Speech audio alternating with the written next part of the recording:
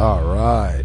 I need somebody. I'm glad you're here with me. And if you're enjoying a beer, good, good, good. If you aren't enjoying a beer, well, I hope you're enjoying life. It's 5 o'clock somewhere, right? It's 5 o'clock somewhere. That's true because it's 3:03. It's 5:03 somewhere. In America. Yeah, that's for sure. And thank you so much for tuning in to KPFT with Freethinker Radio up on for the next hour. You were listening to the People's News, had a lot of information, like so many KPFT shows. And next we'll be followed by World Music Express. A lot of music, a lot of good stuff coming through. Here we're kind of in between the two. You're going to get some news. You're going to get some music. I'm joined in the studio by our producer. I guess I want to give him a name like DJ or Dr. Johnny. I'm joined in here by Johnny. And, we're supposed to be with Derrick, and he likes to keep things, I don't know, exciting. Late? Yeah, he likes to keep things late. So we're not sure if he'll be with us or not today, but hey, we have a lot of news, and we are in the middle of a fun drive, which, you may hear about these things often on KPFT, but you have to recognize that KPFT is the only station here in Houston, 100,000 watts of power. That's actually one of the most powerful stations in this area as well. And what else makes it powerful besides our tower of power transmitter is you, the listener, and joining in the dialogue, as we've seen here, especially on the FM side, over the last, I guess we've been over here, maybe a couple of months now, doing this, hour, little shorter Freethinker Radio than usual. We're also available on Monday for a 2-hour full episode of Freethinker Radio on the HD2 band following Sumo World, which gets into a lot of local rap and hip hop. So if you haven't explored the HD band and you're getting bored with some shows, you want to find something else, check it out. There's a whole busy schedule there as well. And as I told you, we are in a fun drive. And I want to mention some things that are going on with this. And you can call 713-526-5738. And I definitely appreciate it if you do. 713-526-5738. We have operators standing by to take your, your support. You're part of the station. You're helping have shows like this and the others. And you might not agree with everything you hear here, but guess what? Unlike so many places, you can call in. You can talk about that. You can hear other points of view, and that's so important for a community. We have all these, on high radio stations that aren't really community radio stations, that are basically stations that are maybe own 50 different stations, 80 different stations. And I'm not saying there's not some good music on there, but is it your music or is it some nationally piped out music? I'm just saying, we do get some, mainstream music here, but you're not going to hear Otanana Trio on too many other stations regularly. You're not going to have the dialogue, and the dialogue is so important so that we can talk about things like what's going on. We can talk about the Tuttle Raid. We can talk about human trafficking. We can talk about vaccines. We can talk about all kinds of things. We can talk about the economy. Oh my goodness, there's so much that we can do here, and it's only because of KPFT. And if you care about that even a little bit, there's a few things I'd like to go ahead and take a bit of time to talk about.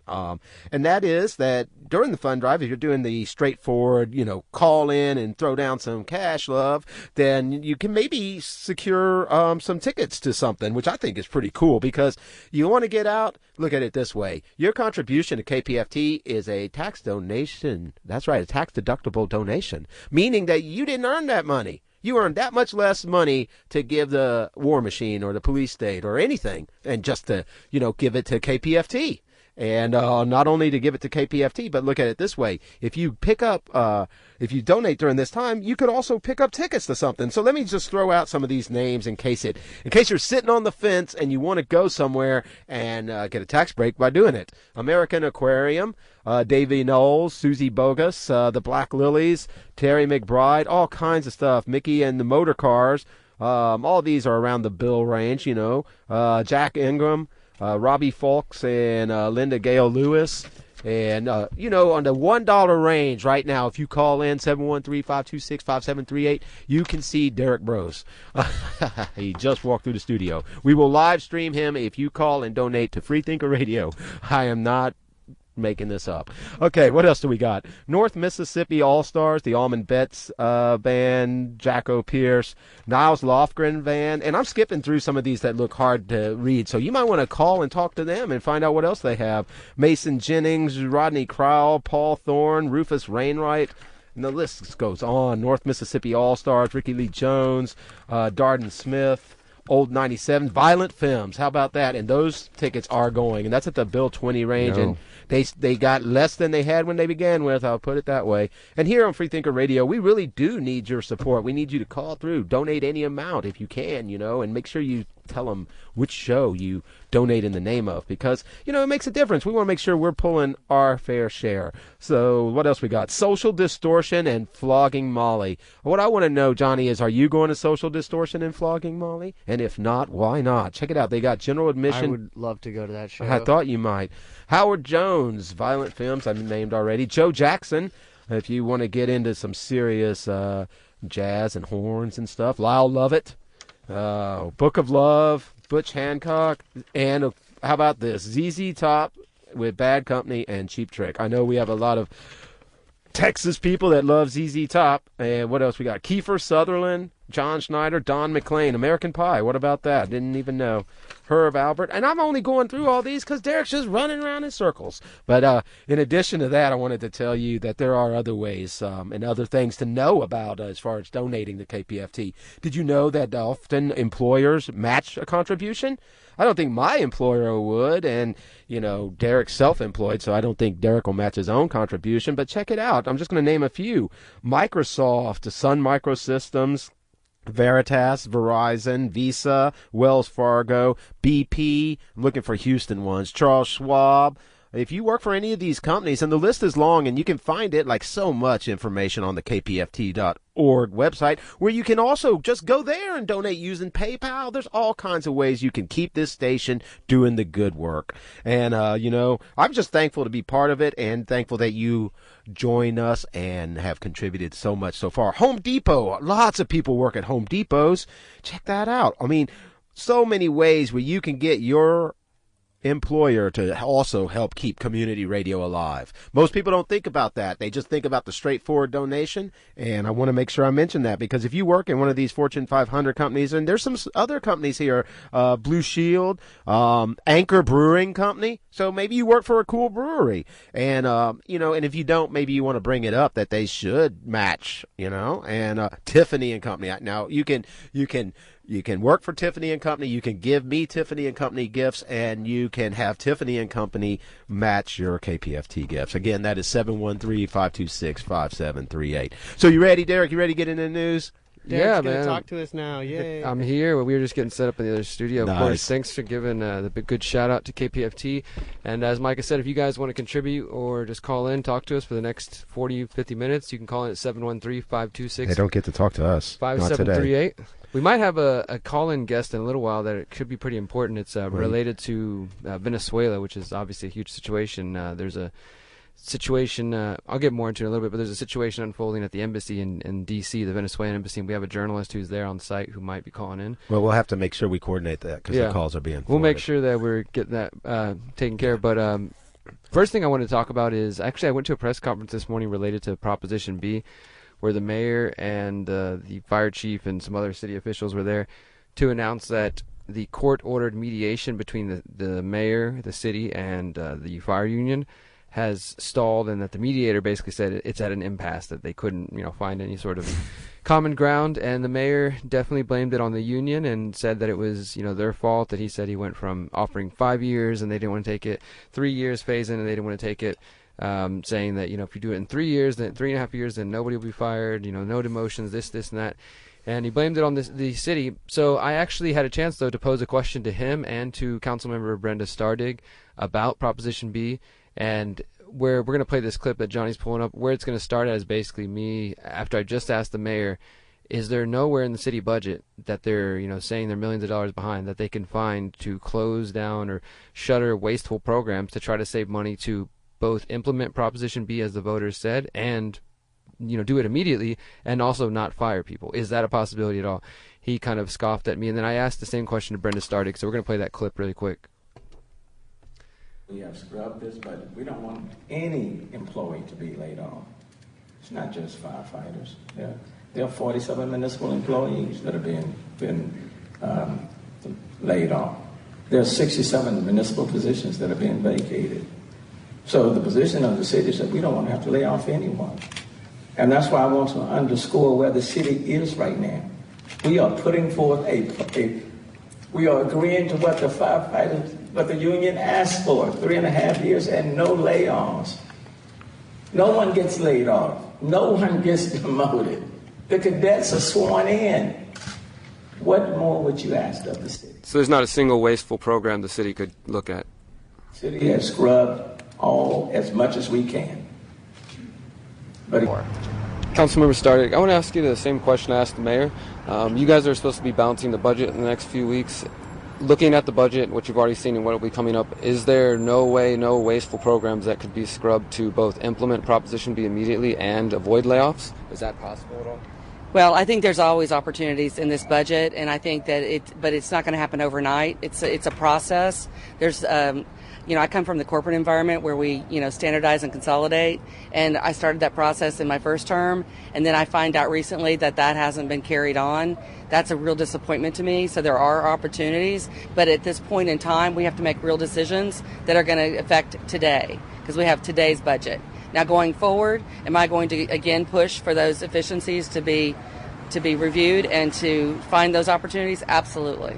One last question that's related to the budget, but I've previously been to City Council, and you were one of the council members who spoke in favor of asking questions about the 5G rollout that the mayor is a big supporter of.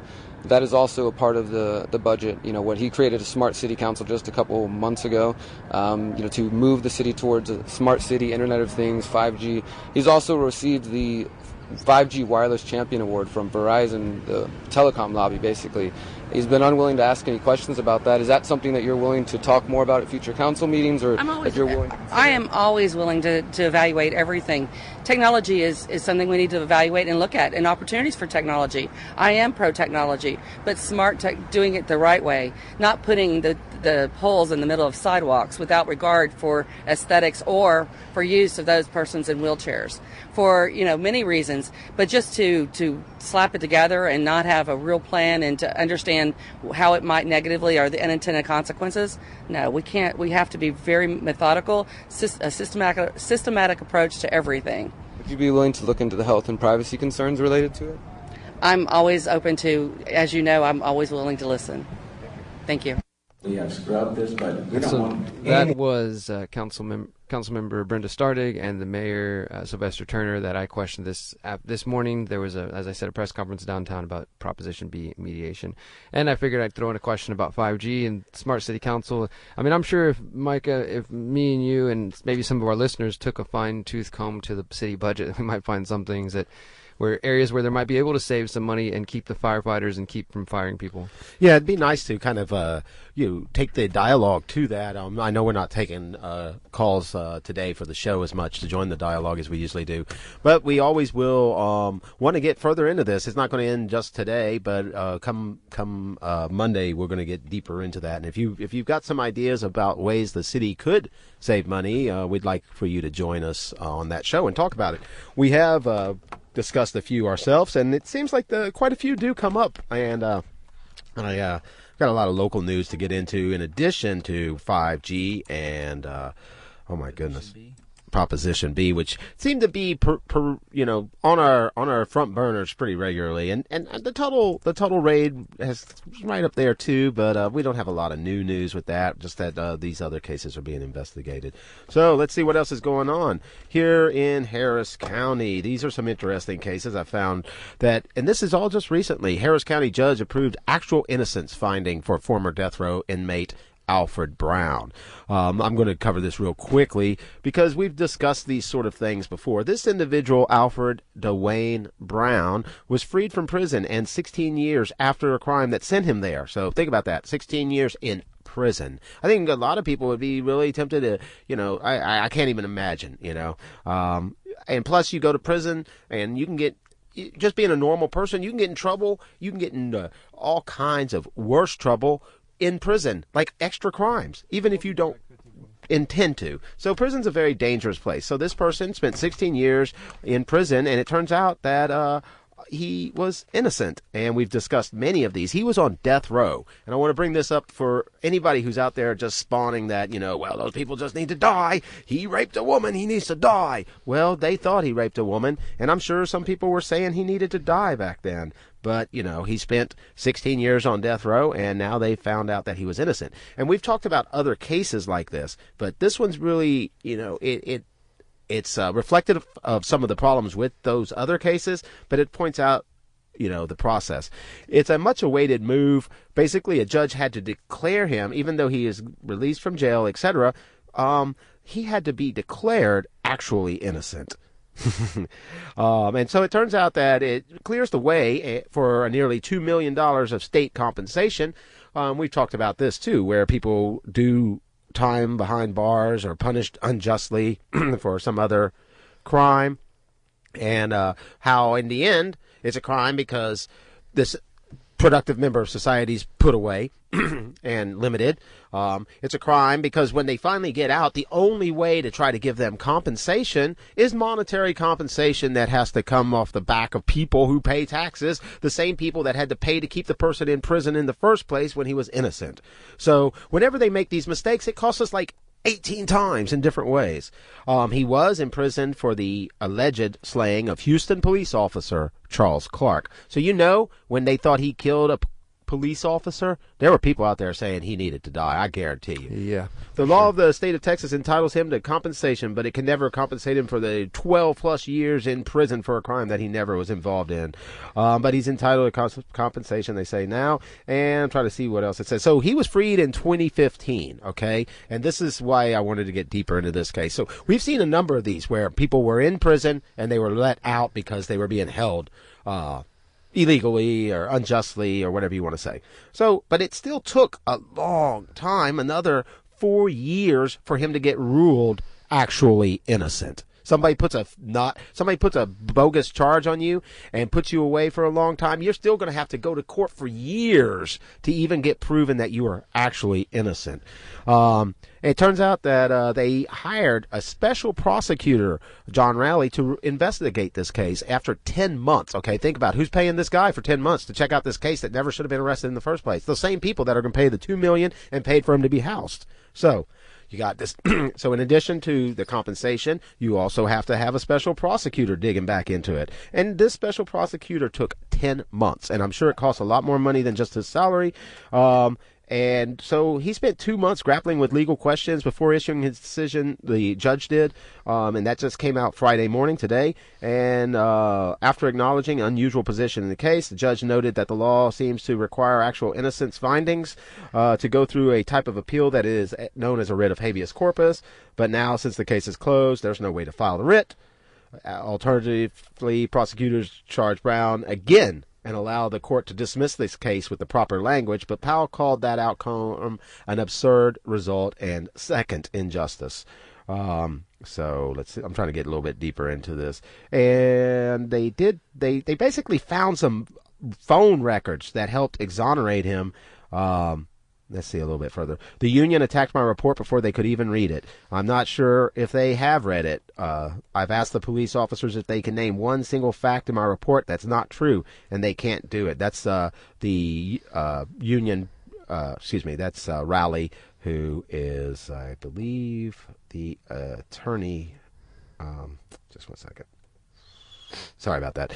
Trying not to read you the whole story and just get through the stuff. But yeah, so this one's pretty severe. How long was he locked up? He was locked up for he was locked up in prison for 12 years. The case was 16 years ago, and he spent 12 years on death row. That's not just simple it's not being country the club county prison. jail or something. Yeah.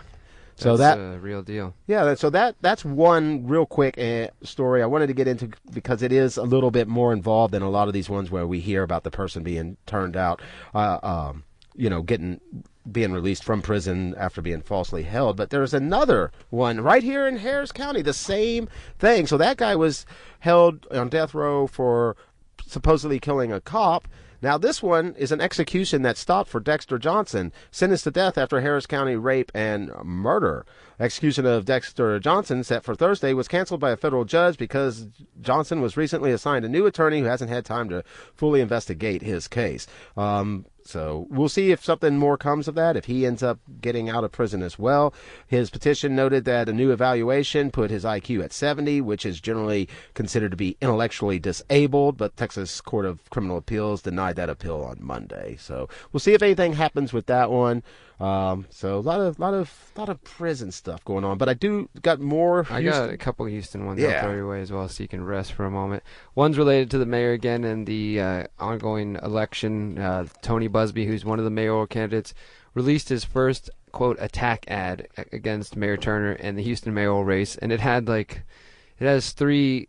I guess they're supposed to be pigs. They're like three dudes that are a little chubby, wearing suits with pig noses and pig ears, and it just says something along the lines that City Hall is really dirty, and there are people getting rich off taxpayer money, and because of that, we are not able to provide basic core services, and basically sort of blames this on the mayor, that mayor's getting donations from all kinds of different businesses. Does it mention Verizon? They don't mention Verizon, but we've talked about the Verizon connection.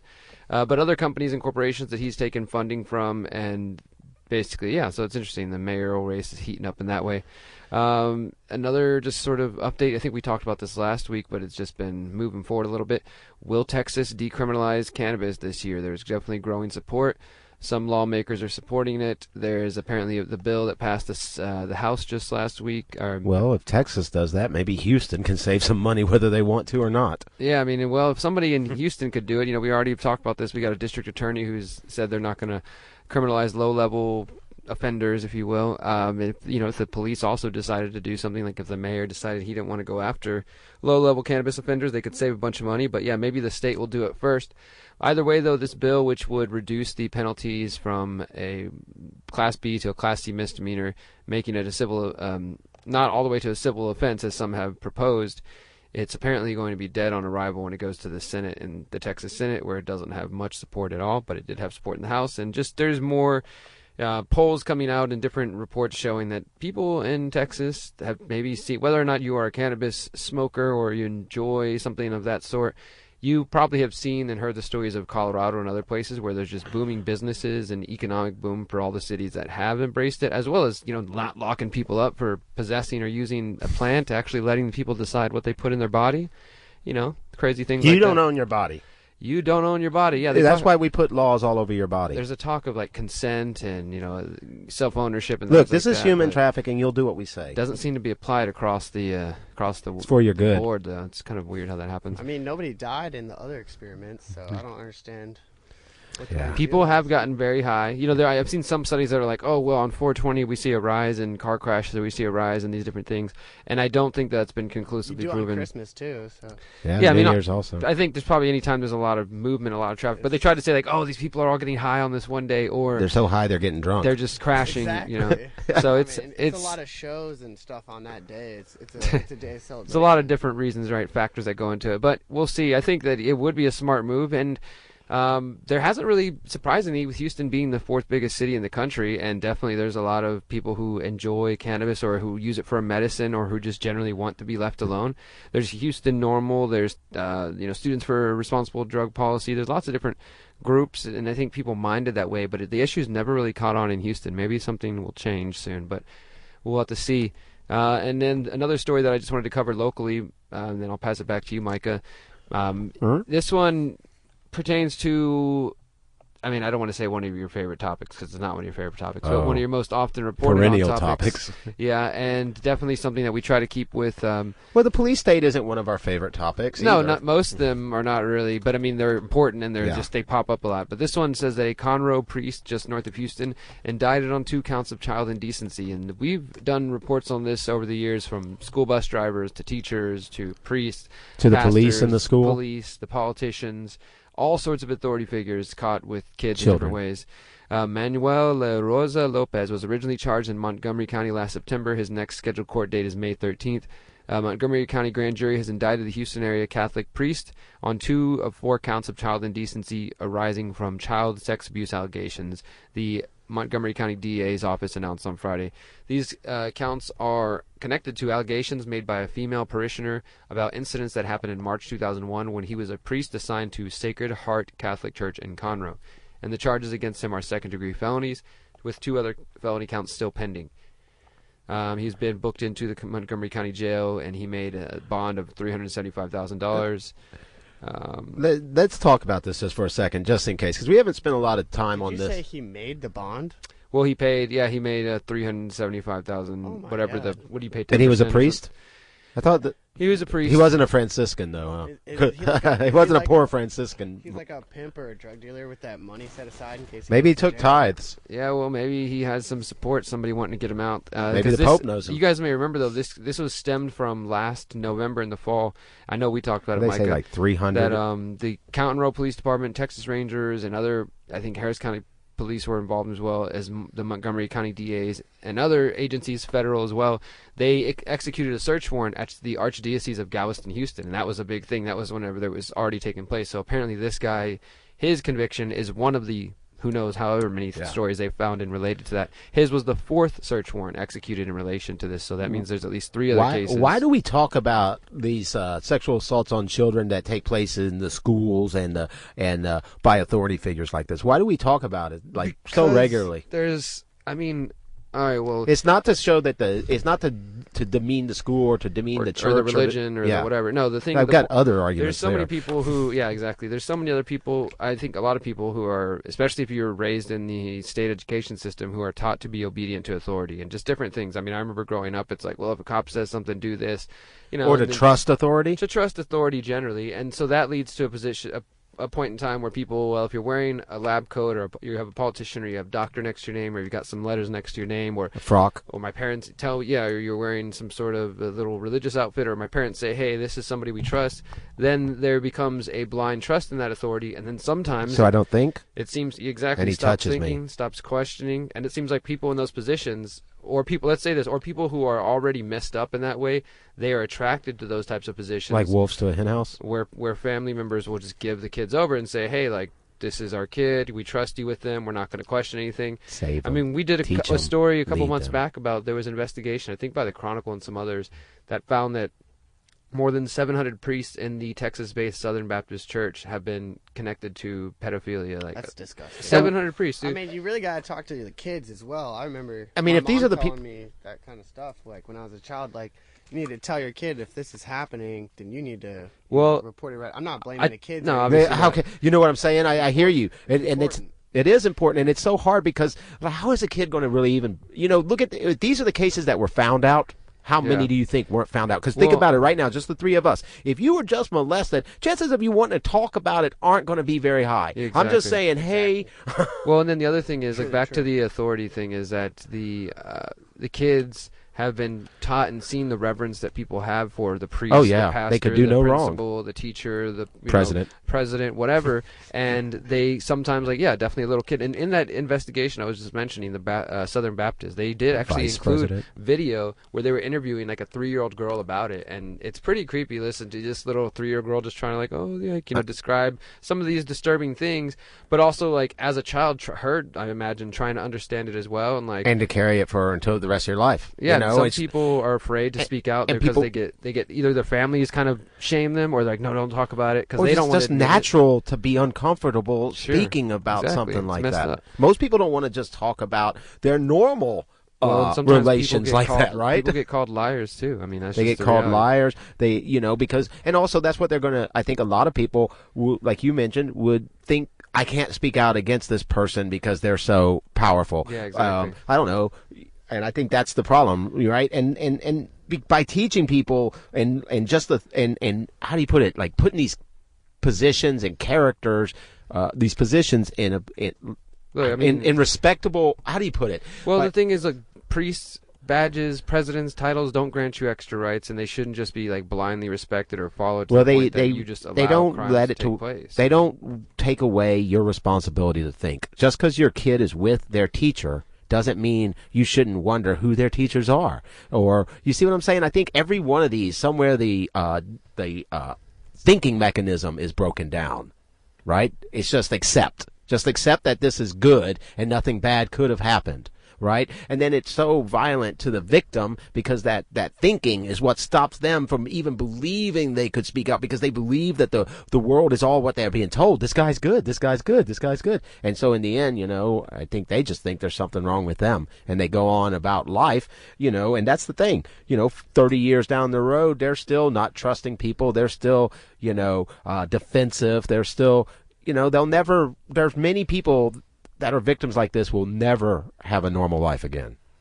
Yeah, exactly. And that's why it's important to talk about it, because, whenever I did a documentary a couple months about a 30-year-old story involving pedophilia and police and just all kinds of disturbing things, that whenever I'd run into somebody like, hey, what are you working on? Like, oh, this really dark, nasty topic that I don't really... like, why are you working on that? And it's important. Well, this is what I'm getting at, is that nobody wants to... If we don't talk about it, and make it, hey, where people can hear about this on a Friday afternoon on Houston radio, then... It is stuck in the darkness where people don't feel like they can come out and speak about their experiences. And if it does, I'm not saying normalize, but if it becomes like, hey, there's a safe space or whatever you want to say, where people can feel like, all right, I can actually tell people, hey, something crazy happened to me. Well, look at the fruit from the... you trust did it. Even if there was extra stuff, look at the fruit that did come from the Me Too campaign. There was real fruit that came out of it. And well, we're still trying to bring down the Jeffrey Epsteins and them as well. But yeah, definitely. Absolutely. So, you guys want to go to a song? I got some more Houston. Or more Houston, whatever you want to do. Lighten it up with a song. Well, let's take it. Let's just keep talking about freedom a little bit. We talked about thinking and a little bit of authority and just blind love of authority and what it could lead to. Your kid being molested, perhaps. Let's hope not. But let's look at some other softer things of authority and freedom here in Houston. It turns out that Houston police and investigators with the Harris County DA's office busted 2 upscale poker rooms just 2 days ago. Oh, yeah. And basically arrested 9 people. And it was supposed to be a kickoff for a big 5-day tournament. I wonder if that would have spent some money in that locale, like around there and such. They were charged with felony crimes for gambling, basically, and I'm looking to see if there's something besides gambling, like where they... What's the main argument against that? A couple of guys playing cards, they're not getting a cut.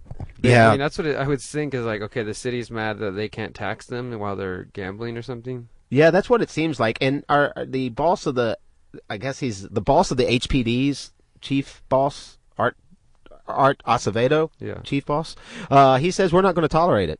That's basically what he said. We got 2 of the bigger ones today, and this is just the beginning. You better not be playing cards before school. He didn't say that part. We need to shut them down.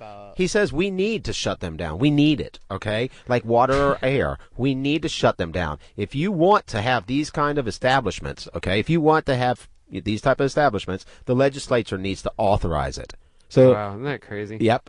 Otherwise, we're going to do our job and shut them down. Is he going to go to all the Buffalo Wild Wings and stop people from betting on UFC fights? And hey, all those people at those little gas stations playing slot machines, you better watch out, because Art Acevedo's coming for you. The boss. The legislature doesn't say it's good. It's okay. You're not allowed to just, pull that lever, play some cards, roll some dice. You're going to have to leave the country to do that. If you win enough money, you could, inadvertently... Donate to KPFT. But the Post Oak Poker Club, that sounds pretty clean, legit. I don't know. It says we're just facilitating the play between the players, is what they say, allegedly. And, the clubs have considered themselves private ones. Players pay a membership fee and pay for a seat at the table. But they say the house takes no cut.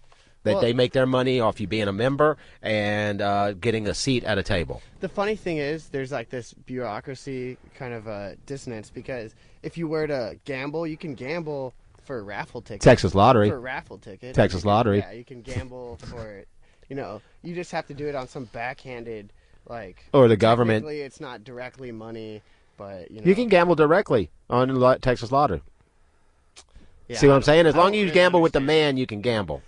He's got the biggest gangster of all, So it's not really about gambling as much as it is about these houses of people having fun. Fun houses, basically.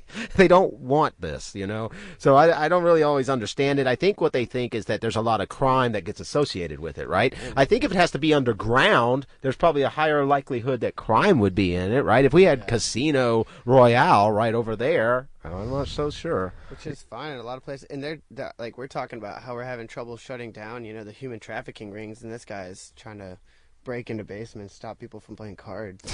Yeah. I got this interesting Houston one, Micah, just a brief kind of thing, but it's been a topic that's been on my mind lately. Maybe we've even mentioned, I think, privately, if not on the air, related to recycling. There's been increased reports that, well, for one, that the recycling that the Americans are used to, we're used to in the city, as far as like, okay, the recycling is going to get taken, it's going to get shipped. Well, that used to go to China, right? Right after you talked about that, I saw a video where they showed a truck, Houston trash truck, picking Dude, up and dumping it in the same about right thing. now. Yeah. That's what it led me to. So I mean, I've been trying to pay more mind to the fact that, like, I think generally everybody listening probably is like, okay, yeah, recycle. It's it's supposed to be better for the environment. There's arguments about that we could discuss. Like, does it actually take more energy and time and effort to recycle than you're saving? I guess we'll have to see. But generally, we do it because the idea is that plastic is actually going to go get taken somewhere, recycled, and created into something new. But since China is no longer accepting it, I actually watched a really good report. I think we played it on the FM side from who was that? 60 Minutes Australia, talking about how they're dealing with the same thing. Australia and the Americans are dealing with the same issue, where their waste is being taken, allegedly be recycled. But in Australia, they found that all of the recycling that is being done there, none of it's actually happening. There's only one single place that's literally actually recycling, and the rest of it's just being shipped off to places like Malaysia. And they went and visited the community in Malaysia, and this dude's like, please stop recycling. Stop sending it here. It's just getting dumped on our land. Please take care of your own trash. Yeah, exactly.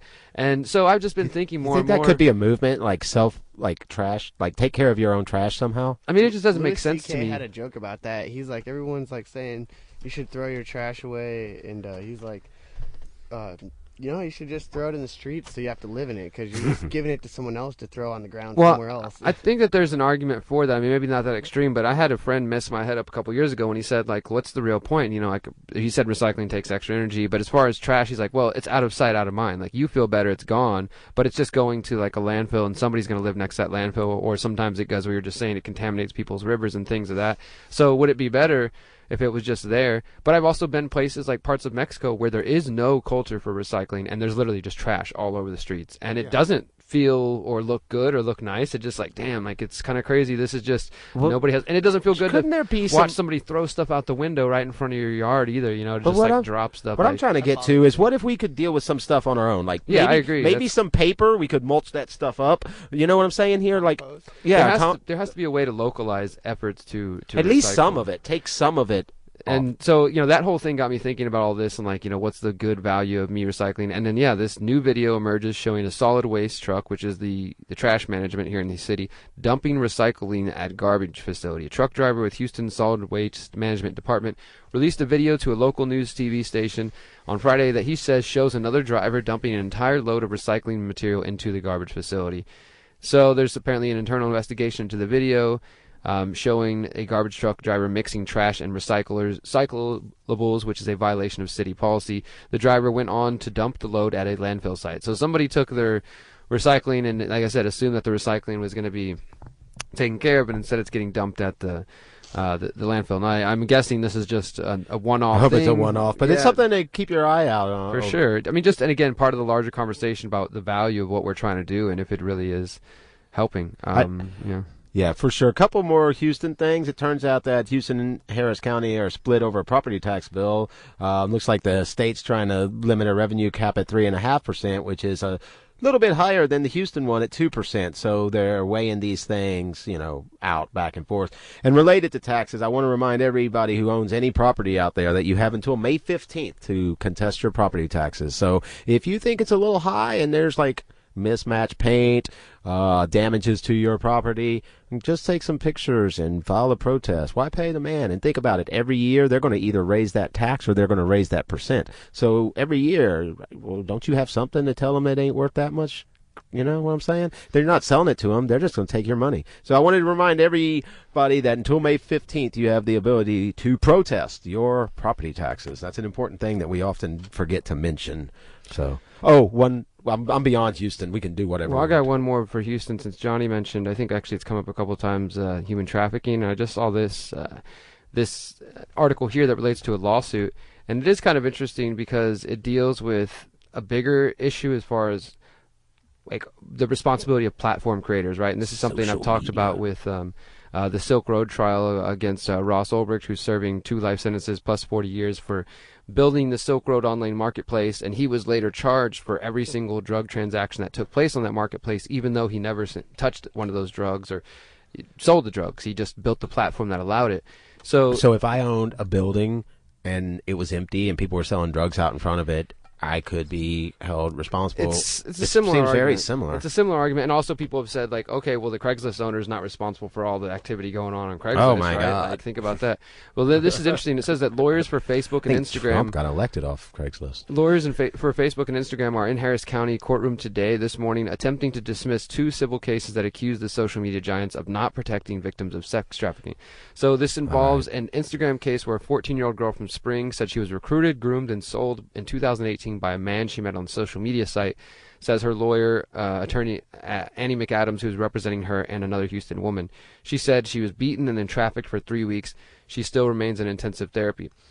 And Facebook spokesperson said the human trafficking is not permitted on the site, and staffers report all instances.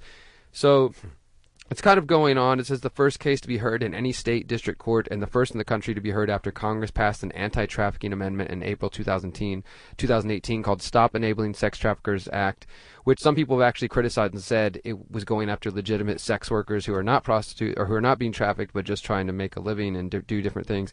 That's a whole other conversation. But I just thought it was interesting. What do you think about that, though, Micah, that like trying to sue Instagram or a platform for the fact I think it just that further justifies them controlling their content. Okay, because, we've had telephones for a long time. People could have just called you up on the telephone once they knew you had a kid over there and started calling and grooming, right? We've had postal systems for a long time. Oh, I met him in the mail. And, I think that it's another one of those things where you're, like, holding this thing in between responsible. So when you do that, if that's the world you want to live in, don't be surprised when they have to vet every single post. Don't be surprised when free speech is lost and when social media controls what is being discussed, all to prevent anything that could go wrong. But in the end, it can't prevent it. I think it's an unfair task to hold Facebook or any of these social media platforms responsible to be able to stop this. Now, what they can do is stop overt posting of pornographic material. Yeah, but they can. You see what I'm saying? But, yeah, I mean, I've found. But someone finding someone and messaging them through just their. change the language. People doing this. Dude. We've seen Pizzagate and stuff like that. You could order. You can still find child porn on YouTube, dude. If you, I mean, I've on YouTube. On YouTube, you can definitely find like some pretty disturbing channels that are still there, and then on Instagram, different accounts. Like, the stuff's still and they're there. Dressed up often like a unboxing of toys video and stuff like that. Oh, look, Batman and the Frozen princess are doing something naughty. Like, it's really weird stuff that's obviously guarded towards kids. But Micah, you had one Houston story, and then I want to talk about something a little larger. Well, I was ready to move on beyond. So. Oh, I did have one Houston, but I'm going to hit this Houston and then move to one and then give it to you. So, what's this mosquito assassins? Is that our GMO mosquitoes? I think so. That's probably from Oxitec. They've been talking about. I've been trying to find out for over a year more about this, and they claim they were going to be putting it on hold, and it wasn't going to happen yet. Yada yada yada. So what's Precinct 4 is going to be launching mosquito assassins. That's what they're saying, on mosquito populations in a semi-controlled environment. I guess these mosquitoes are going to somehow kill the other mosquitoes. They're not. Doesn't spell it out. Controlled mean? Yeah, semi-controlled. It means not controlled.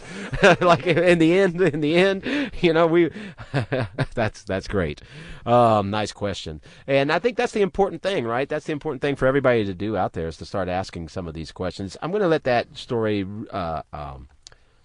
refresh, but I did want to mention, we were talking about the authority and sexual assaults, and it seems to be just pervasive, but. Sexual assaults in the military, also speaking of authority, have risen more than 20,000 in 2018. It was 20,500 sexual assaults in the U.S. military. I mean, goodness, you'd think that wouldn't be going on, right? So yeah, that's reported. So that's all I got for now. If I find out more about these mosquitoes, I'm going to talk about them. Yeah, I'd love to hear more about the mosquitoes. Well, let me get into one thing that I wanted to mention, and this is, I really wish we had our callers today, but right now, if you wanted to call in, the main reason you want to call in is to support KPFT while we're doing our community crowdfunding as we support this community-funded radio station. You've heard no commercials now for the last 45 minutes we've been talking, and there will be no commercials because we're free of commercials, listener-supported, community-supported radio here. So call in or you can. And people have asked me before, well, do I have to contribute $20, $50? You can contribute any amount. Yeah, we just would like you to really call in the next 14 minutes during our show. Make sure you mention that you're contributing in the name of Free Thinker Radio, and like I said, if your employer can match, that goes a long way. But even if it wasn't a fund drive, we do want to support KPFT. It does so much for us and for all of us. I mean, I love having my radio tuned to it. Yeah, I listen to a lot of CDs and such, but I like it when I occasionally eject one and I hear something going on. I can't just put another CD in. I got to get into either the music that's playing or the discussion. So this last story I wanted to cover now that we're winding down and asking you guys to call in to support KPFT is that we've been talking for weeks, months now about vaccinations and just the conversation around that. It definitely seems to set off opinions on all sides, and we've been supported by some people for asking questions and also probably asked to get off the air by others. Thank you. We got some phone numbers. If you're in favor of mandatory vaccination, 713-526-5738. Your contribution will be appreciated. And if you're against mandatory vaccination, 713-526-5738. Well, this story I wanted to look at is coming from the Washington Post, which is obviously a mainstream paper owned by Jeff Bezos, Amazon, connected to the CIA for anybody who digs deep into it and looks at the history of CIA support of New York Times and Washington Post. And they ran an opinion piece yesterday that sort of just dives right into this whole debate. Dangerous anti-vaxxers. Yeah, and it says the title, anti-vaxxers are dangerous. They should be fined, isolated, and arrested. That's what this lady is calling for, who is a former employee of the Department of Homeland Security. Now writing this essay, basically just making the case. She says that people who have questions about vaccines are, quote, pro-plague. She said that they should be put into a registry like sex offenders where people could look at them up and know, whether they want to do business with them. Does she have any power? Who is she? Does she have any power? Is she a professor? I mean, what is this person? She's an author, but she just left the government from the Department of Homeland Security, and she makes the point in there. She's like, maybe hearing it from a former employee of the Department of Homeland Security will add weight to the argument or something along those lines. And she says you should be arrested for your ideas. Vaccines, you should be fined, you should be isolated, and eventually potentially arrested. And it's this real sort of paternalistic. I feel like people who hate freedom of thought. And she says that if you have questions about vaccines, you obviously don't love your kids, and she hopes that one day you will love your kids authority as much as she does. Where's the plague at? Her name is Juliet Kayyem. Let me see. What's her phone number? Get her exact credentials, just so she's the faculty chair of the Homeland Security Project at Harvard University, a former assistant secretary of the Department of Homeland Security, and an author. She could be teaching college students this? Yep. She says, this is a quote from her, the anti-vaxxers, quote, are also putting at-risk populations that cannot be vaccinated due to health conditions. And this is her final thing. She says, yes, the language is harsh, the language of a Homeland Security expert, not a pediatrician. Maybe the threat of greater penalties will get all these parents to be less self-centered, but sometimes a crisis requires change and orientation, if only to scare the free riders into loving my children as much as I love theirs. She calls people who don't vaccinate free riders because they're free riding off the health of others or something along those lines. But so again, without getting into the health aspects of it, but just the notion that this is being floated out there in a mainstream. Well, let's just change this word, anti-vaxxers, to Catholics. Or Catholics are dangerous, make them face fines, isolations, and arrests. All right, let's change this to people who like Game of Thrones homosexuals. Are dangerous. Homosexuals are dangerous, make them face fines, isolate. I mean, it doesn't sound let's good. Change no matter it to what anything you say. that's an idea. Else. I'm not going to sound good. No, but this is the point. This is the point, right? And I think anytime our opinion. Yeah, no doubt. Go ahead and call anyway at 713-526-5738. But I do that on purpose because if you can sit there and read about a group of people and substitute in any other blanket group of people and you don't see the logical consequence, so it's not like murderers should be disarmed. Yeah. That makes sense, right? So another common refrain we've seen is that we're not in a both sides moment. So both sides don't get to have a say. We're past that point. They don't get to speak aloud, and we've heard, and again, we've heard this about whether we've already figured out you're backwards. Whatever. So look, let me put this into the context of other stories we've been talking about, the general censorship and filter bubble going on in our world. Because just yesterday, Facebook and Instagram also banned a bunch of people. They apparently got rid of totally all about Alex Jones's pages and some other people that they've called extreme right. But the one thing that's different from them past banning pages, this time they said that Farrakhan got banned too. Well, they also banned Farrakhan. They said that he was extreme right wing, but that didn't make sense. But what they said though is that anybody who shares Alex Jones or InfoWars content at all, that they will be banned and that the content will be removed. So if you're in a private group, say you create a private group, and you have the same opinion, you will have that information. It literally said unless you're sharing it to condemn it, that it will be you will be banned and the You either information will be think taken like out. we do or out of here. Yeah, that's what's crazy. So and imagine that now they were talking about the same thing. The same Atlantic article was saying, well, vaccine content's still on Instagram. It's still on Pinterest. It's still there's. If you use this hashtag, you'll still find it. And they said they try to make it sound so dangerous. They're like, I did one search and it led to 12 more suggestions. Oh Like, my you know, God, it's like, I had oh to my think. God, I have to think for myself and dig. Next thing you know, information. they won't have history books in the high school library because you might read about the Nazis. So we're getting to the point now where even asking a question that should get. So if you're just a regular person, stumble on this, you got no political opinion, you say, "Hey friends, here I am on Facebook. I have some questions. Have y'all ever looked You into this?" better be Boom, careful because now banned. your search history has those 12, and you might be Exactly. isolated, shot, or jailed. You might be isolated, fined, or arrested. Even if you didn't this agree. woman has her way. 'Cause you And bothered- Where does it stop? Because it's kind of opening Pandora's box with this. Yep. This one, because like Alex Jones, I mean, he's. What if easy- you he just is kind of said- eccentric and Yes, crazy, but think about this. One he's second. the John. low-hanging fruit. Yeah, Yes, exactly, but that's you what I'm put saying. some legitimate stuff out. He put some He legit. does. Okay, Yeah. so my point here is, let's say almost everything that these people that are banned say is weird, but they leak out these things that are also good. Okay, all of a sudden you're saying the Federal Reserve is counterfeiting money. Well, guess who else says that? And you're banned. Well, now you're guilt by association. Yeah, and You've you're been another banned. Alex Joneser. No, I've been called. Oh, that you're a just for Farrakhan, questioning. because guess who else says the Federal Reserve is counterfeiting? Farrakhan. How funny he ain't in there either. At one point, I've been called Houston's Alex Jones. I've been called Houston's Farrakhan, which I haven't understood, and I'm the only person who did it. But hey, There's I don't have a nickname yet. I'm working on There's it. a, You're I just Houston's want to Johnny. say one more thing on this thing. There's from the Informed Consent Action Network, they have this white paper out that you can find online if you do some searching. It's called The Danger of Eliminating Vaccine Exemptions and Curtailing Vaccine Criticism. Because at the long term, what they're really pushing for is they want to remove religious, philosophical, and personal exemptions for vaccinations. any. And then if you don't, then you'll be isolated, fined, and potentially arrested. I think we're going to leave it there for now. I know Johnny had a new song he wanted to debut before we get out of here. For Hey, the is that day. that other one? No.